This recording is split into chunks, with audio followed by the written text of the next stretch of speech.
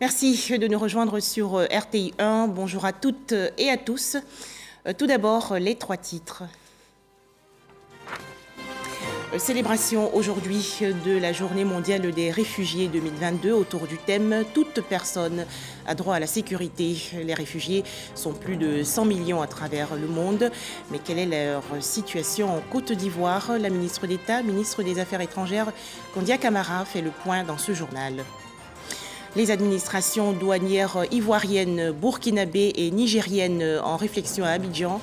La Côte d'Ivoire, le Burkina Faso et le Niger font le point sur le système interconnecté de gestion des marchandises en transit, le SIGMAT, dispositif juridique que ces trois pays ouest-africains ont adopté. Enfin, les résultats hier des législatives en France, le président de la République, Emmanuel Macron, n'obtient pas la majorité absolue. Lundi 20 juin 2022, c'est aujourd'hui la Journée mondiale des réfugiés. Cet événement vise à sensibiliser le grand public à la cause des réfugiés.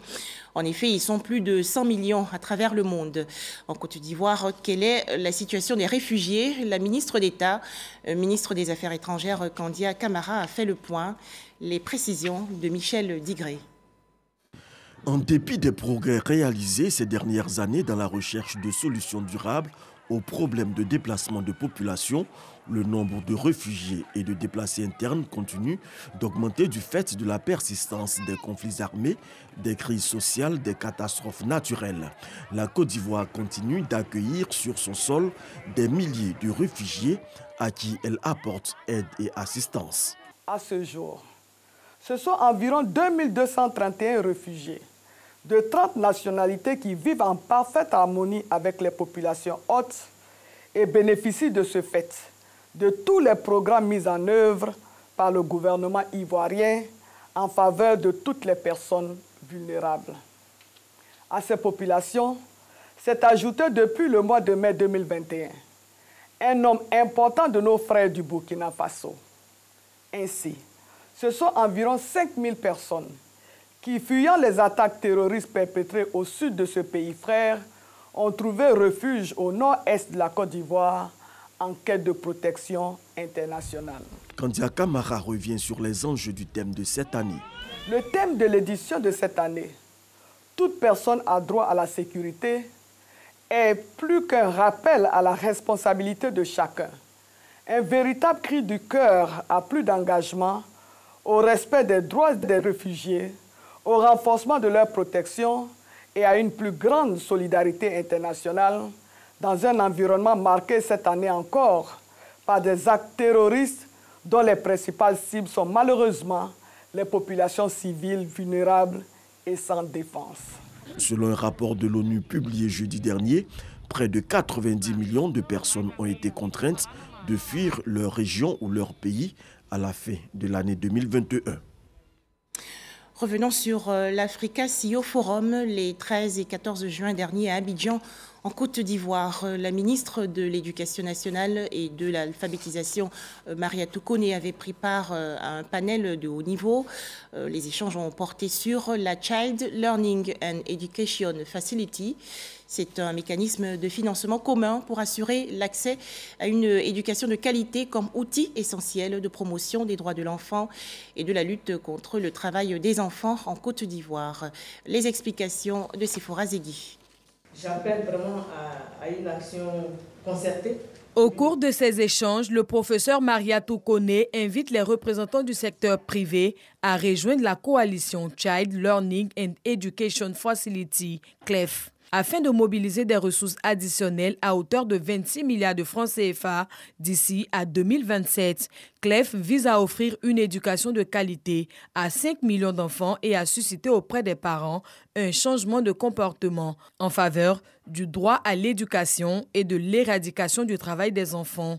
Pour atteindre cet objectif, CLEF soutiendra le passage à échelle de pratiques enseignantes basées sur les évidences, la construction de 2500 salles de classe et autres infrastructures éducatives, par exemple, des classes passerelles, des cantines scolaires et des salles de classe pour le préscolaire. Sur une capitalisation de 70 milliards de francs CFA que vise le projet CLEF, environ 43 milliards ont déjà été mobilisés, dont 16 milliards par l'État de Côte d'Ivoire. Le gap est de 26 milliards environ.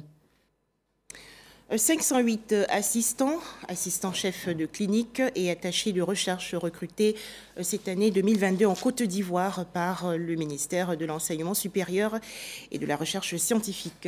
Le ministre Adama Diawara a fait le point il y a quelques jours sur ces recrutements et s'est dit satisfait.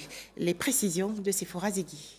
50% des étudiants en Côte d'Ivoire se trouvent dans le privé, mais force est de constater ces dernières années une floraison d'écoles privées d'enseignement supérieur qui ne répondent pas aux normes requises. Une mesure s'impose alors, l'évaluation de ces établissements. Cette opération va démarrer le 20 juin. C'est assez clair, le ministre a posé les bases. Ce n'est pas aujourd'hui qu'il nous a donné les 5 éléments d'évaluation.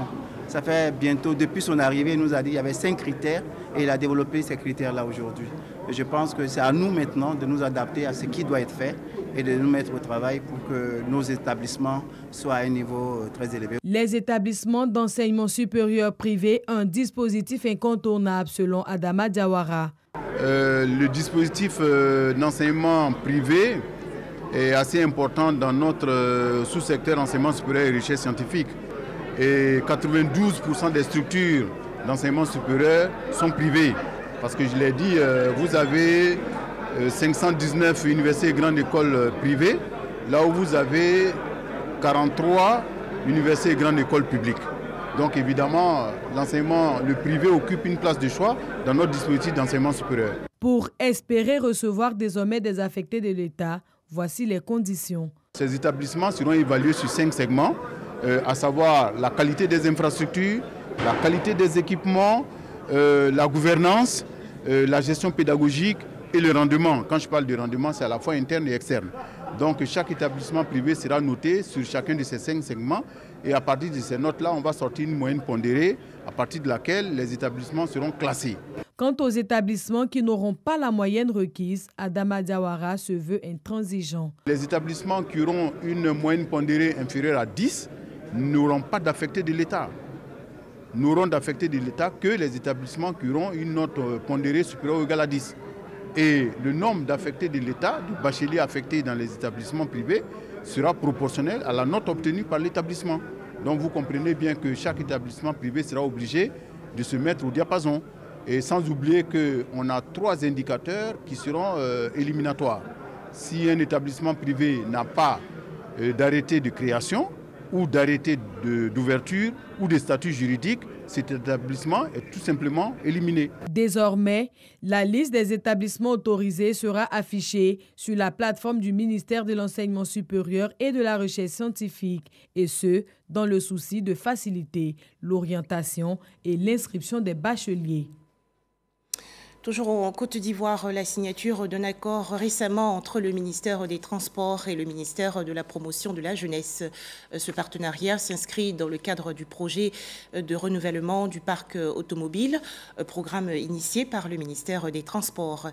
La signature de cet accord vise à amener la jeunesse de Côte d'Ivoire à s'investir dans le secteur des transports. Espérance Diakale et Dangui Dangui. 500 véhicules à usage de taxi seront mis à la disposition de 1000 jeunes issus des villes et communes de Côte d'Ivoire. C'est la matérialisation de la signature de l'accord entre le Fonds de développement du transport routier et l'Agence emploi jeunes afin de permettre aux jeunes de s'insérer dans le tissu social. Lorsqu'on se projette sur les objectifs à atteindre d'ici 2025, pour faire reculer le chômage donc des jeunes, c'est autour de 3 400 000 emplois qu'il faudra mobiliser selon le PND. Et cela dans tous les secteurs d'activité. C'est pour ça que je me réjouis qu'au-delà de ce projet qui permettra de donner une opportunité à 1000 jeunes, votre ministère constitue un vrai gisement d'opportunités en termes de création d'emplois ou de formation. Le gouvernement, dans sa politique de création d'emplois et de lutte contre le chômage des jeunes, à travers le ministère de la Promotion de la Jeunesse, de l'Insertion professionnelle et du Service civique, accompagne ce programme qui répond à la nécessité d'améliorer la mobilité urbaine. La signature va permettre de mettre effectivement à disposition ces ressources auprès du Fonds de développement du transport qui, en relation avec l'agence, pourront sélectionner les bénéficiaires. Et c'est à travers donc, les mairies, les conseils régionaux, qui travailleront avec l'équipe qui est mise en place, que va se faire donc, la sélection, le suivi du recouvrement, que nous puissions reconstituer très rapidement ce fonds. Financé à hauteur de 5 milliards de francs CFA, ce projet va permettre de moderniser le transport urbain et créer plus d'emplois pour les jeunes. Attention, le coronavirus est toujours présent dans le monde, alors vaccination et respect des gestes barrières.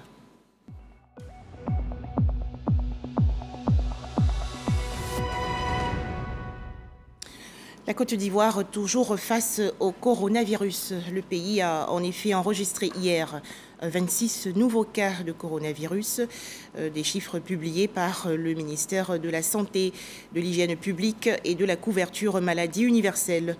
La Côte d'Ivoire compte donc 82 724 cas confirmés de coronavirus, 81 780 personnes guéries, 802 décès et 142 cas actifs. La Côte d'Ivoire également dans la lutte contre l'insalubrité. Des équipements de salubrité ont été remis récemment à 13 fêtières et plusieurs autres organisations non gouvernementales intervenant dans le secteur de l'assainissement dans le district d'Abidjan. C'est une initiative de l'Agence nationale de gestion des déchets. Les détails, Patricia Etienne. Des tricycles, des débroussailleuses, des brouettes, des sacs poubelles sont entre autres le matériel octroyé aux fêtières des 13 communes du district d'Abidjan. Il s'agit pour ces partenaires de la NAGED de participer de façon active à la gestion de la salubrité dans nos communes à travers des activités de salubrité et de sensibilisation. Nous, en tant qu'organisation de la société civile, nous allons donc utiliser ce matériel à bon escient en mettant le matériel, bien sûr, à la disposition de toutes nos structures dans nos communes respectives pour que le travail sur le terrain, le travail de la lutte contre l'insalubrité, pour la propreté de nos quartiers, de nos cités, puisse continuer à se faire comme nous le faisons déjà. La directrice générale de la NAGED, Sarah Tenen-Ouattara, a souligné que ce programme d'appui aux fêtières ne se traduira pas uniquement par l'octroi de matériel de salubrité. L'innovation majeure porte sur le renforcement des capacités des agents bénéficiaires à l'utilisation du matériel et la gestion des déchets. Personne n'est mieux placé que la société civile à travers les ONG pour relayer les messages, notamment de sensibilisation et même mener certaines activités de terrain parce que ces ONG sont partie prenante de la population. Donc elles sont les mêmes qui peuvent véhiculer très aisément nos messages de sensibilisation. Pour Drissa Diomandé, représentant le ministre de l'Assainissement et de la Salubrité, Bouaké Fofana, cette remise de matériel traduit la ferme volonté du gouvernement à lutter contre l'insalubrité sur toute l'étendue du territoire national. Le représentant du ministre de la Salubrité a soutenu qu'en dépit des efforts du gouvernement, beaucoup reste encore à faire pour l'embellissement du cadre de vie des populations ivoiriennes. Un programme pour faciliter l'autonomisation des filles et femmes en Côte d'Ivoire. Le projet d'infrastructure sensible au genre a été présenté récemment par le ministère de l'Environnement et le programme des Nations Unies pour l'environnement. Il s'agit d'intégrer la dimension genre dans les aspects de développement en matière de construction d'infrastructures de base. Les explications de Godefroy Okambawa.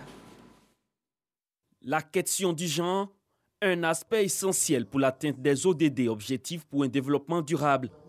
Bien qu'elles représentent plus de 50% de la population mondiale, les femmes et les filles ne sont généralement pas prises en compte dans la planification et l'exploitation des infrastructures et services de base. Au cours de ces dernières années, la pandémie de la Covid-19 et les changements climatiques ont augmenté ces inégalités. Comment nos infrastructures peuvent-elles être inclusives quel que soit le temps qui passe, et comment ils peuvent être sensibles, genre. Ça a été toujours notre combat. Est-ce que je peux aller au marché et puis trouver des toilettes propres pour hommes, pour femmes? Comment peut-elle être en réunion et puis de façon spontanée. Souvent, les règles peuvent venir par rapport à une situation. On peut avoir ces menstrues. Est-ce que la structure où elle est responsable, directeur en pleine réunion, lui offre l'occasion de se protéger? Nous avons pensé qu'il était important d'apporter cette dimension-là parce que les infrastructures sont absolument essentielles à la réalisation des objectifs de développement durable au bien-être des femmes. Nous espérons que vu l'importance de la question, il pourra être porté à échelle et puis également amplifié et aller vers toucher plusieurs secteurs. À travers le projet dénommé Infrastructures sensibles au genre, la Côte d'Ivoire entend intégrer le genre dans l'exécution des infrastructures durables. Les femmes sont plus sensibles à toute la problématique environnementale. Et donc, en incluant les femmes, en les formant, en les sensibilisant, comme nous sommes en train de le faire ce matin, nous pensons que cette problématique-là aura plus d'emprise sur l'économie, sur l'industrie et même sur la vie humaine. Le projet lancé, toutes les parties prenantes s'engagent pour la mise en œuvre des résolutions avec pour objectif autonomiser les femmes en identifiant les défis et obstacles. Le projet bénéficie de l'appui technique et financier du programme des Nations Unies pour l'environnement. Un tout autre sujet. À présent, les populations de Côte d'Ivoire sont-elles nombreuses à utiliser la TNT, la télévision numérique terrestre? Pour répondre à cette question, le directeur de la Société ivoirienne de télédiffusion, IDT, était récemment face à la presse. Adama Benoît-Yeo a participé à Tout savoir sur. C'est une rencontre d'échange hebdomadaire organisée par le Centre d'information et de communication gouvernementale, le CICG. Les précisions de Aïcha Ouattara et Jean Djadji. La télévision numérique terrestre, TNT, désormais opérationnelle en Côte d'Ivoire. Information spéciale reçue de Benoît Adama Yeo, directeur de la Société ivoirienne de télédiffusion IDT, à l'occasion de la tribune du CICG. À ce jour, ce sont au total 33 sites mis en service et un seul site en cours de finalisation à Niambo. 94% représente le taux de couverture de la TNT sur toute l'étendue du territoire national. Le taux de pénétration au niveau des foyers a déjà dépassé la moyenne avec un taux de 68%. Au regard de ces statistiques, les voyants de l'opération de déploiement de la TNT sont au vert, selon le directeur de IDT. Il y a ce qu'on appelle les zones blanches. Ce sont des zones qui sont difficiles en couverture TNT. Et donc, on fait un traitement spécial pour ces zones-là. Donc ça, nous allons axer tous nos efforts pour justement essayer de couvrir ces zones blanches-là, parce que c'est effectivement un défi pour nous. Lancée officiellement le 8 février 2019, la TNT prend en compte 7 chaînes de télévision. La Société ivoirienne de télédiffusion projette accroître le nombre des opérateurs au vu de la libéralisation de l'espace audiovisuel effective depuis décembre 2019. Deuxième titre de ce journal, le système interconnecté de gestion des marchandises en transit, le SIGMAT, dispositif juridique adopté par 3 pays ouest-africains, dont la Côte d'Ivoire, le Burkina Faso et le Niger. Les administrations douanières ivoiriennes, burkinabées et nigériennes se sont donc retrouvées récemment à Abidjan. Elles ont fait le bilan. Les explications de l'Anciné Bakayoko. Après Niamey, voilà les administrations douanières de la Côte d'Ivoire, du Burkina Faso et du Niger, réunies à Abidjan pour la deuxième réunion du comité de pilotage des projets liés au système interconnecté de gestion des marchandises en transit. L'objectif du présent comité de pilotage est de procéder au bilan à mi-parcours de la solution SIGMAT, appliquée à la route et au chemin de fer sous le prisme des échanges entre la Côte d'Ivoire, le Burkina Faso et le Niger, afin d'identifier les difficultés rencontrées et prendre les mesures correctives pour l'optimisation de SIGMAT en vue de la sécurisation du transit inter-État et la facilitation du commerce. Cette rencontre d'évaluation du système interconnecté de gestion des marchandises en transit vise à impulser une véritable dynamique de digitalisation des procédures douanières. Toutes choses qui permettront à nos 3 administrations douanières d'atteindre les objectifs à elles assignés de facilitation des échanges, de sécurisation de la chaîne logistique, de sécurisation des recettes tout en luttant efficacement contre la fraude douanière et éviter ainsi les déperditions de recettes au détriment de nos trésors publics respectifs. Question de répondre aux besoins de traçabilité et de suivi dématérialisé des procédures douanières. La CEDEAO et ses partenaires, la Banque mondiale et la GIZ notamment, ne peuvent que s'associer à cet exercice obligatoire d'optimisation de cette plateforme informatique. Je voudrais vous rassurer que la CEDEAO et ses partenaires seront toujours à vos côtés pour l'organisation de ce type d'activités. L'idée serait de les systématiser en rendant ces activités périodiquement planifiées dans le temps. L'échange de données électroniques concernait uniquement le transit routier. Mais il s'étend aujourd'hui au transit de marchandises par mode de transport ferroviaire. Toujours en Côte d'Ivoire, des manuels et guides d'audit interne présentés et expliqués il y a quelques jours aux acteurs du secteur. C'est une initiative de l'Inspection générale d'État soutenue par le projet d'appui à la gestion économique et financière. Les précisions de Didier Nguessan. Une centaine d'auditeurs et d'inspecteurs issus des services publics en charge des finances ont été formés en 2 sessions. Il s'agit de s'approprier les manuels d'audit de conformité, d'audit comptable et financier, d'audit de performance et le guide d'application, entre autres, mis en place par un cabinet d'expertise retenu par le projet d'appui à la gestion économique et financière, PAGEF. Aujourd'hui, ce qu'on attend des administrations publiques, c'est qu'elles utilisent les deniers publics, c'est-à-dire l'argent du contribuable, aussi efficacement que les entreprises privées le font avec l'argent des actionnaires. L'inspection générale d'État veille à la conformité des guides et des pratiques sur le terrain pour une plus grande efficacité. En plus de la mission d'inspection, nous faisons désormais de l'audit. Et quand on parle d'audit, on parle de conseil, parce qu'on apporte de la valeur ajoutée. Donc désormais, nous sommes perçus comme les complices de ceux à qui, en fait, l'État demande des comptes. Nous aussi, on rend compte, parce que la redevabilité, c'est à tous les niveaux. Mais les acteurs qui sont impliqués en termes d'évaluation de performance, c'est ceux qui ont en charge, en fait, l'exécution des programmes. Le PAGEF contribue à moderniser la gestion des finances publiques et soutient la bonne exécution du plan national de développement.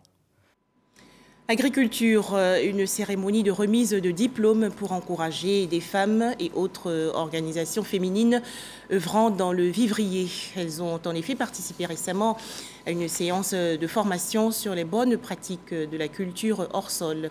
C'est une initiative de l'Agence nationale d'appui au développement rural. Pour en parler, Grâce Kando. 8 femmes issues du secteur du vivrier et d'organisations non gouvernementales formées aux techniques de production des légumes hors sol. Au thème de cette formation de 5 jours, les participantes reçoivent des diplômes. Aujourd'hui, je sais par exemple que pour faire une culture hors sol, il faut que mon substrat soit désinfecté. C'est que je ne savais pas dans le temps. Je sais aussi qu'il faut apporter des éléments nutritifs à mes cultures. Et ça me permet de contrôler ma culture. Ça me permet de minimiser les maladies, en tout cas de rentabiliser ma production. La culture hors sol réduit la pénibilité du travail, garantit la qualité des produits et augmente les rendements. Pour maîtriser la technique de production maraîchère, ces femmes ont été instruites par des experts de l'Agence nationale d'appui au développement rural, ANADER. Cette production hors sol, on n'a pas d'apport d'engrais minéral, on n'a pas de contamination avec les insectes qui sont autour, même les nématodes qui sont souvent dans la terre, qu'il faut traiter avec d'autres produits. Ce système hors sol est irrigué, goutte à goutte.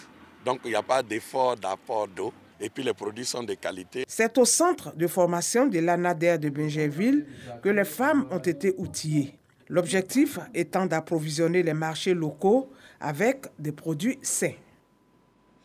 Toujours au chapitre agriculture, un bilan fait récemment à Yamoussoukro, dans la région centre du pays, par les acteurs de la filière coton. Cet inventaire chiffré a porté sur les innovations techniques introduites par le Conseil agricole pour améliorer la productivité des agriculteurs. Lanciné Bakayoko. Malgré les efforts consentis par les producteurs et les sociétés cotonnières, la campagne de commercialisation finissant a enregistré beaucoup de difficultés. Comme difficulté, on peut noter que la qualité du coton graine reste une préoccupation. On peut noter que des retards de paiement des décades d'achat des producteurs ont été relevés au début de la campagne de commercialisation dans certaines sociétés. À ces difficultés, on peut ajouter la prolongation de la saison des pluies au-delà d'octobre. Cette forte pluviométrie a eu pour conséquence la baisse de la production et des rendements. En ce qui concerne les innovations techniques expérimentées dans la filière depuis la campagne 2016-2017, elles n'ont pas eu l'impact espéré au cours de cette saison 2021-2022. Une campagne agricole peu généreuse, mais quelques points de satisfaction tout de même. Par exemple, on a noté que les champs écoles producteurs paysans, j'allais dire, qui a commencé timidement. On est passé de 484 champs écoles CEP à près de 2200 champs écoles en moins de 4 campagnes. Cette réunion bilan a donc permis de poser les bases pertinentes qui pourront garantir la durabilité et la productivité du coton-graine.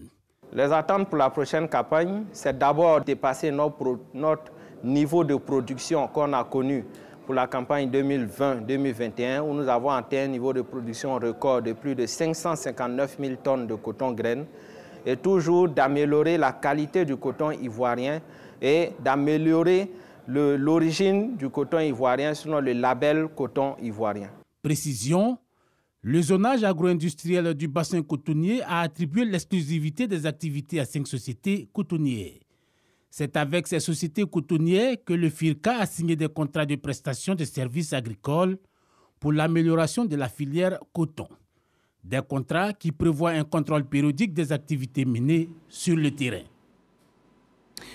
Dans l'actualité nationale également, les échanges il y a quelques jours entre Mathieu Babo-Daré, le ministre-gouverneur du district autonome du Sassandra-Maraoué et les populations.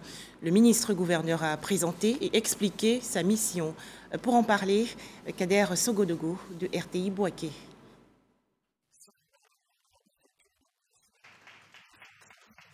C'est toujours le développement. De toute façon, le responsable du district, et puis présenter un peu le district pour qu'on sache au juste qu'est-ce qu'il y a dedans. Il était tout à fait normal que, avant de démarrer les activités du district, nous puissions informer la population de notre avènement. Donc l'objet, c'est vraiment de faire connaître le ministre-gouverneur, le district dans ses missions, ses objectifs, son fonctionnement et son organisation.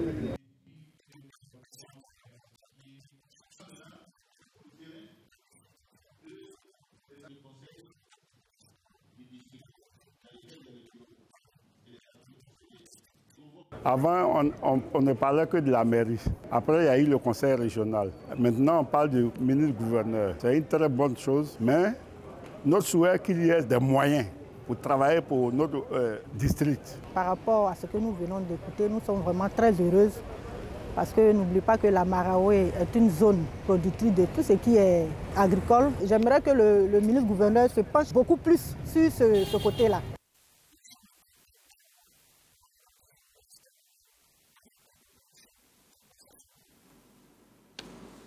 En image, l'actualité hors de chez nous et direction Bruxelles, en Belgique, qui accueille aujourd'hui la cérémonie de restitution d'une dent de l'ancien Premier ministre congolais, Patrice Lumumba, à sa famille. Cette dent avait été prélevée par un colon belge présent près de son corps et peu avant l'incinération. Enfin, en France, pas de majorité absolue pour le président de la République, Emmanuel Macron. À l'issue donc du second tour des élections législatives hier, la coalition Ensemble obtient 245 sièges, score nettement en dessous de la majorité absolue de 289 sièges. Voilà, merci de toujours nous suivre. Excellent début de semaine à toutes et à tous sur RTI 1.